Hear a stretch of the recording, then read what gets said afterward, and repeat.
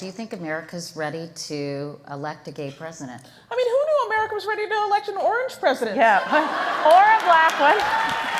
That's a gift. That's a gift, Lydia. She's a gift now. Yeah. But frankly, or a black one. I think the way that, who thought women were ready to vote until they were?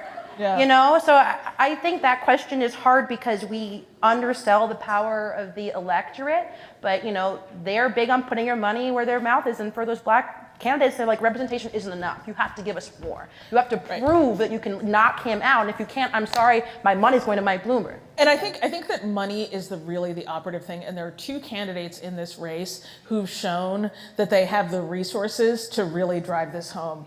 One is Mike Bloomberg, and the other is Bernie Sanders, yeah. who seems to have just bottomless ability to raise money, right? And so I think we are looking at a long stretch of, and it's going to be fascinating to watch, of the Democratic Socialists versus the billionaire. And that is speaking as a journalist, right, that's the race of a lifetime. Yeah, it wasn't on my bingo card yet. Here we are. Yeah. And I'm ready to Well, place. what's interesting, I just want to mention what Ruth was saying about Bloomberg getting some attention and black voters actually gravitating towards him. Interestingly enough, I saw Maxine Waters last night, and I was talking to her about the politics and the Democratic field, and she believes, and I hope this wasn't off the record, but she said she thought that Mike Bloomberg was going to get the nomination, and I was very surprised. She said he was making a tremendous amount of headway with black ministers. Yeah. I think they actually have quite.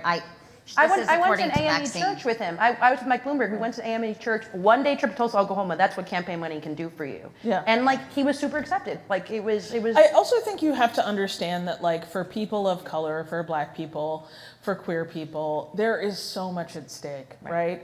And the main thing is to defeat Trump. And I think that there are communities that are and Mike Bloomberg is building his entire campaign on that message. He was shitty on stop and frisk. He, had all these NDAs that were, he's done a lot of really crappy things. There's no question.